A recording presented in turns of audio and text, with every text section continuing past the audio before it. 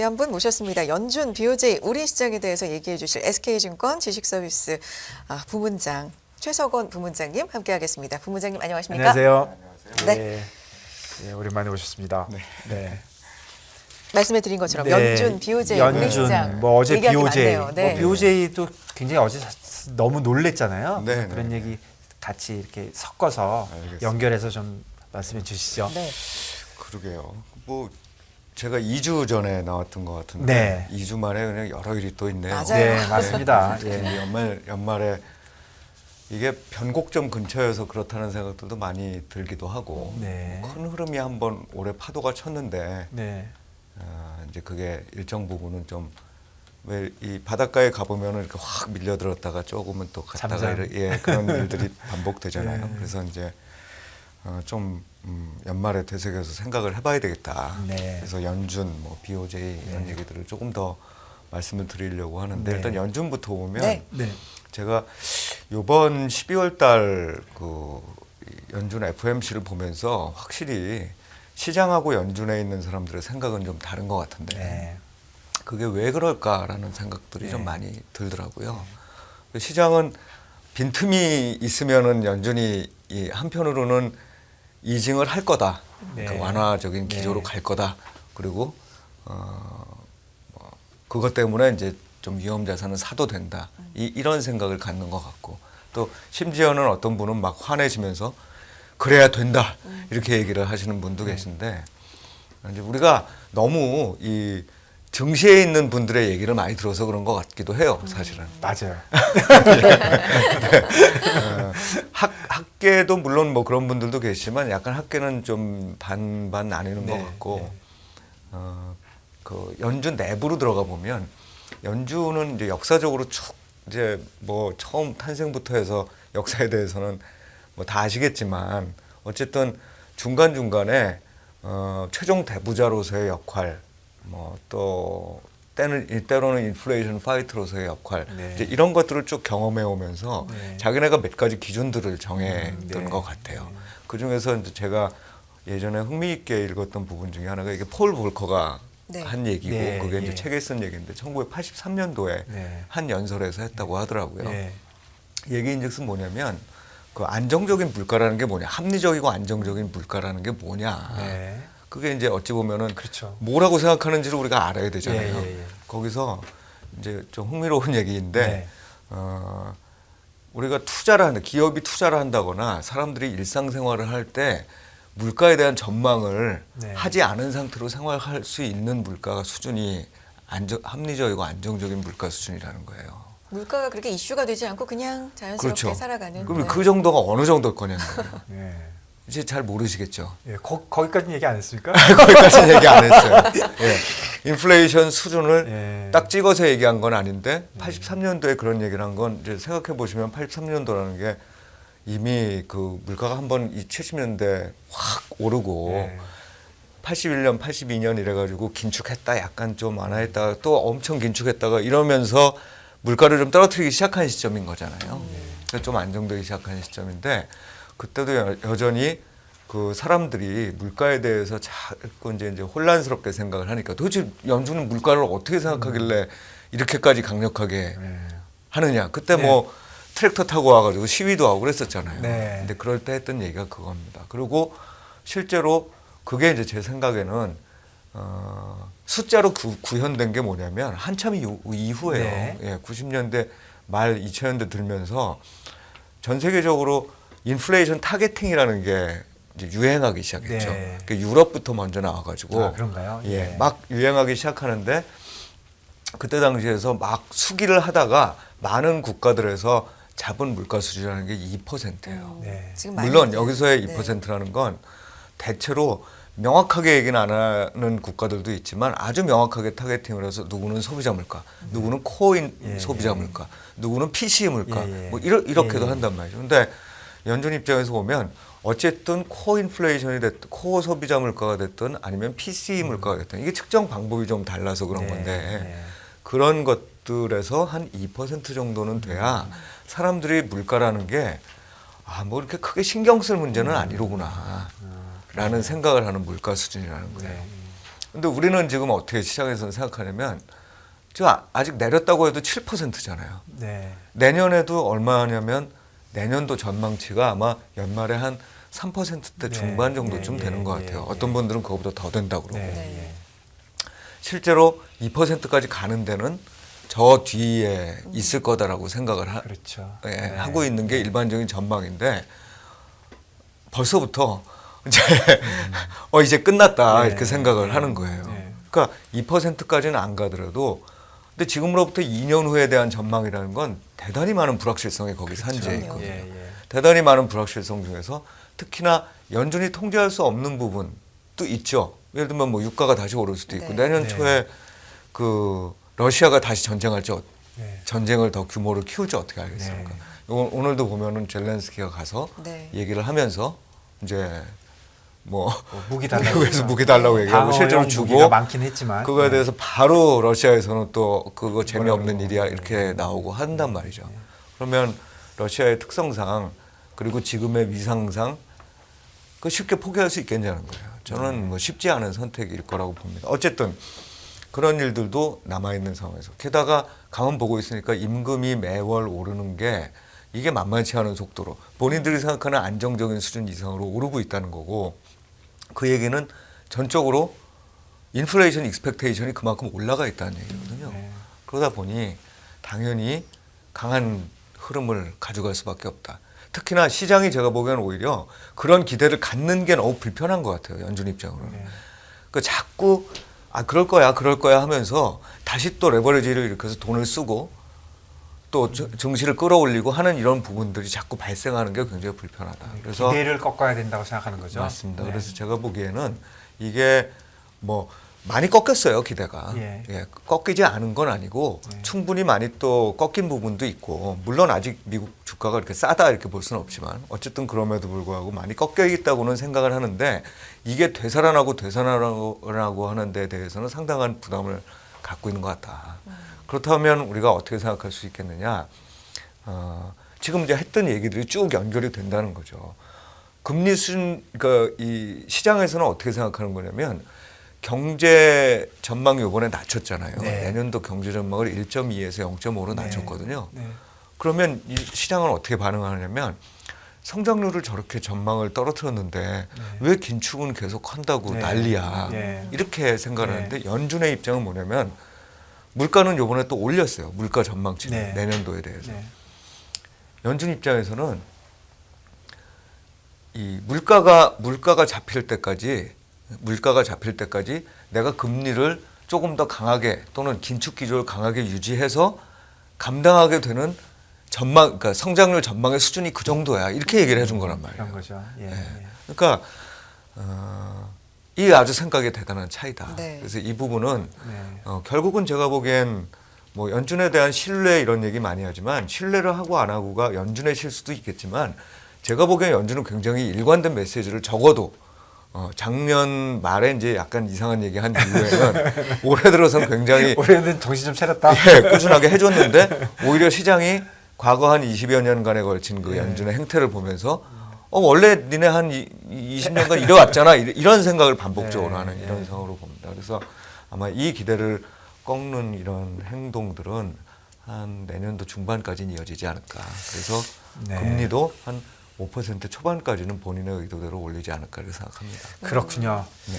네, 그 BOJ 어제 네, 그 네, 서프라이즈 했는데요. 그 관련돼서 좀 정리 좀 해주시죠. 네, BOJ도 당연히 했었어야 되는데 네. BOJ가 이제 몇 가지 이슈가 좀 있었습니다. BOJ는 아주 강하게 어떤 믿음이 있냐면 첫 번째는 디플레이션 압력이 우리나라에 너무너무 세다. 네. 예. 네, 너무너무 세다. 그리고 두 번째는 우리는 그래도 환율이 좀 올라서 그 수출 기업들한테 도움을 주는 게 좀 필요한 시기일 수도 있어. 그리고 재정도 좀 적자를 계속 내면서 전반적으로 이 경기를 계속 부양해 나가야 될 필요성이 있어요. 이런 생각을 강하게 가진. 그 뭐 구로다 총재가 되신 지 지금 이제 10년 된 거잖아요. 2013년으로 제가 알고 그런가요? 있거든요. 네. 그래서 10년 되었 예, 네. 10년 되고 네. 내년도 이제 초에 그만두시게 네. 되는 건데 일관되게 그런 입장을 보여줬고 그 2013년, 14년이라는 게 결국은 아베 노믹스 하면서 이제 네. 얘기가 시작됐을 네, 때고 네. 그때 이제 스탠스를 보면은 그런 거였었잖아요. 그러니까 디플레이션 압력을 꺾기 위해서 대단한 노력을 해왔고 그런데 사실은 이렇게 그 물가 상승률 보잖아요. 근데 작년도 말 정도까지 올해 초까지만 하더라도 0%대에서 왔다 갔다 했었어요. 네. 물론 거기에는 어떤 요소가 있었냐면 스가행정부가 들어오면서 이 사람들한테 통신비, 그러니까 통신사들한테 통신비 내리라고 좀 네, 그거 얘기를 합니다. 굉장히 컸다면서요. 그게 예. 4월, 5월 뭐 예. 이런 시기였어가지고 그때 당시에 얘기를 했던 게 40%를 내리라고 네. 했었고 네. 실제로 YOY 대비로 보면 그게 통신비 하락이 50% 이상대로 올라갔던 달들도 있어요. 네. 그러다 보니까 이게 암만 통신비라는 게 기본적으로 그 전체 물가, 소비자 물가를 구성하는 요소 중에 대략 한 3% 정도 되거든요. 네. 3%에서 4% 사이 정도 될 텐데 그렇더라도 그게 쉽지가 않네요. 40%. 예, 50% 40% 40% 이렇게 떨어지게 되면 그게 마이너스로 가는 기여도라는 게 엄청 클 거잖아요. 단순 계산하면 1.2네. 그렇죠. 그러다 보니까 이제 그런 영향까지 덧붙여져 가지고 굉장히 낮은 물가를 상반기 중까지 유지했다. 네. 그래서 사실은 특별하게 그렇게 할 이유가 없었어요. 그래서 올해 상반기 때부터 나왔던 얘기가 이 효과가 사라지고 나면 이제 좀 오를 테니까 네. 오를 테니까 이 BOJ도 좀 움직이지 않겠냐 이런 예상들이 이제 올해 한 이 상반기부터 좀 있어왔던 너무 거죠. 과대하게 환율 정책과 재정 정책을 했다. 맞습니다. 예.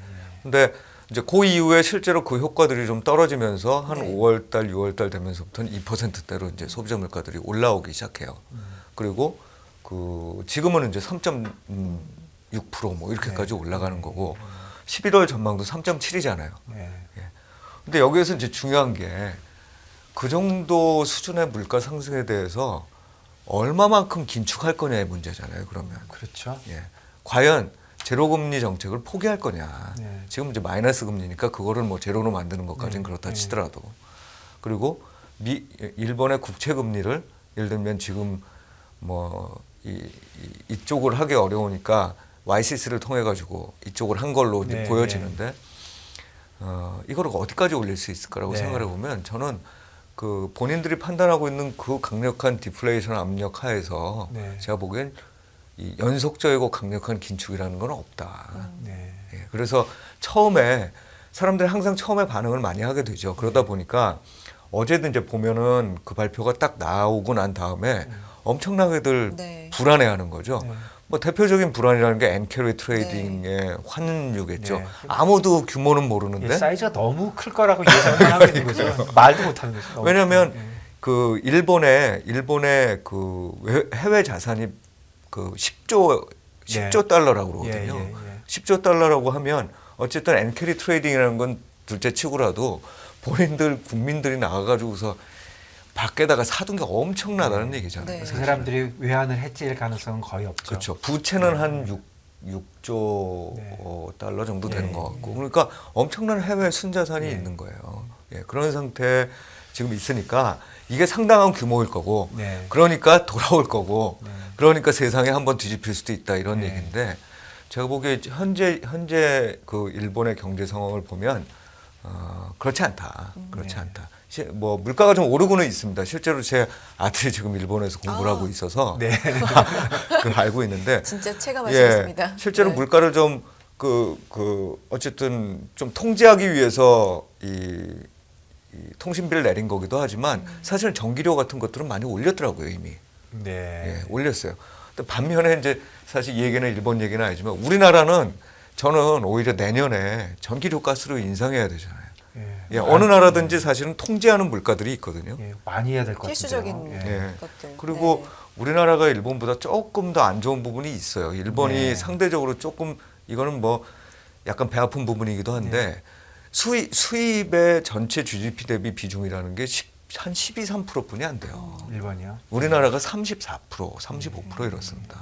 그러니까 환율이 문제가 되는 건 물가의 문제가 되는 건 수입 물가잖아요. 그렇죠.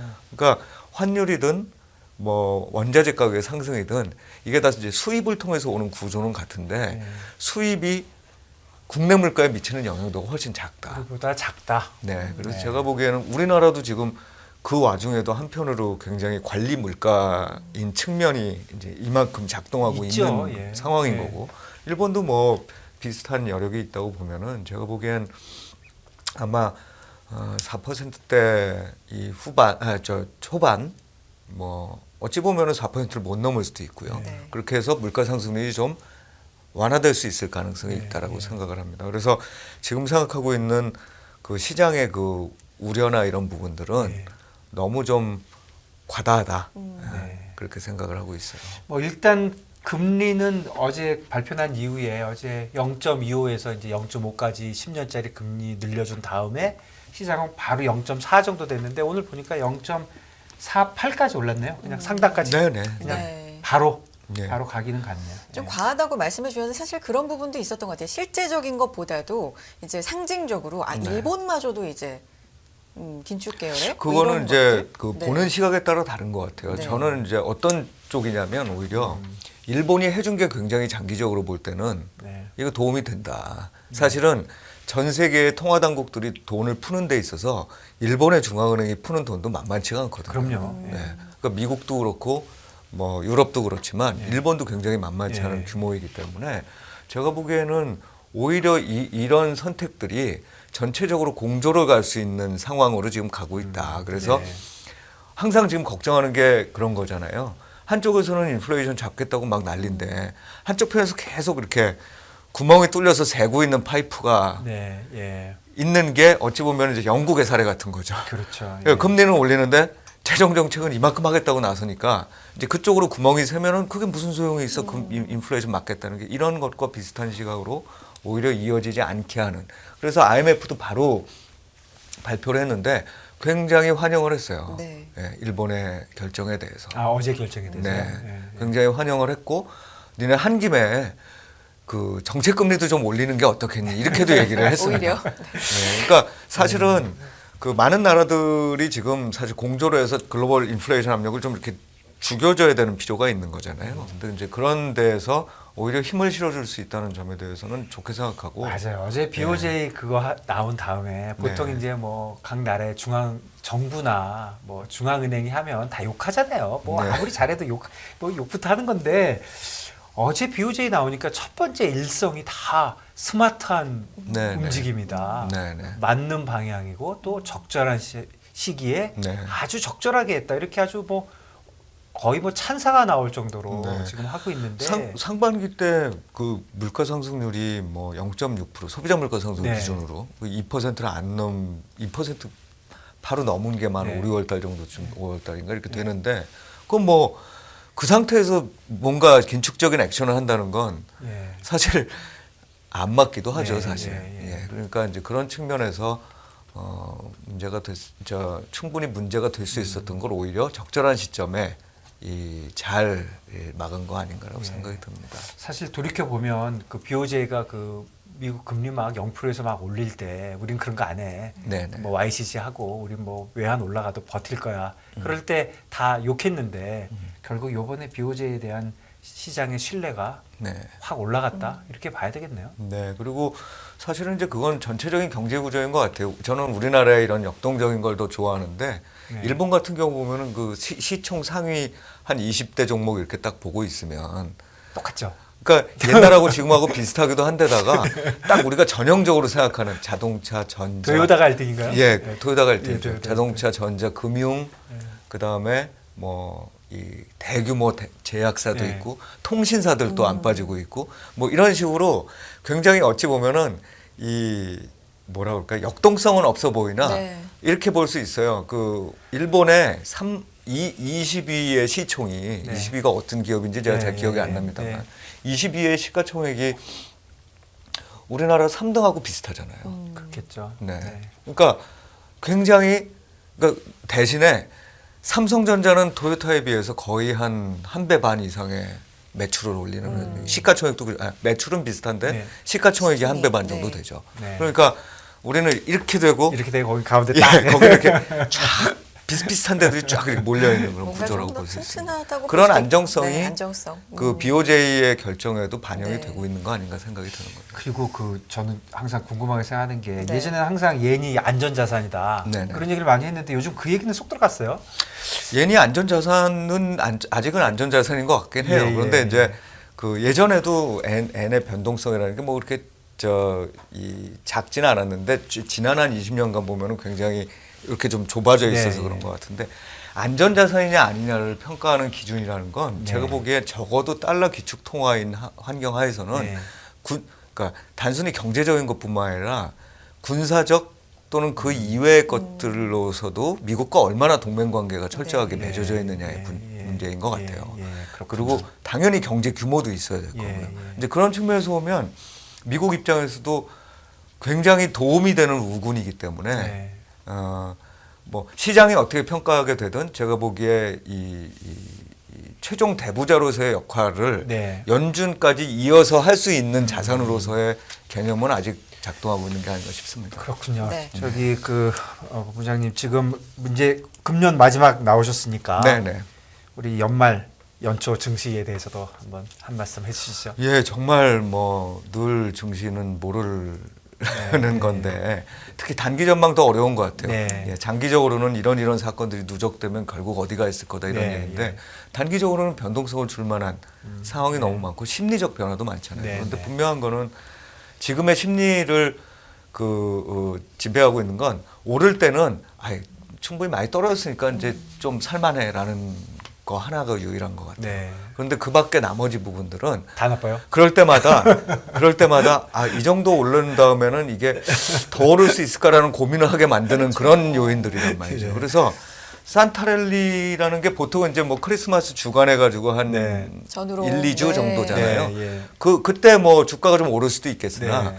오른 폭이 크지도 않고 제가 보기엔 올랐으면 연초에 또 좀 내리고 뭐 이런 식의 과정들이 상당 기간 지속이 될 거고 뭐 약간 비겁한 얘기도 하지만 제가 보기엔 지난번 우리 저점하고 대략 우리 지금 수준 정도에서 10% 정도 위에서 왔다 갔다 하는 시장이 내년도 적어도 연준이 어떤 스탠스의 변화를 나타낼 때까지는 이어질 수밖에 없는 거 아니냐 네. 그런 생각을 갖고 있어서 기대 수익률이 확 낮아져 있다. 그 말씀 지난번에도 드렸는데 기대 수익률이 낮아져 있으면 뭐 종목 선택해야 되는데 이게 종목 선택 잘 안 되니까 네. 좀 어렵죠? 조금 네. 비중을 줄여서 가시라 이런 네. 생각이죠. 네.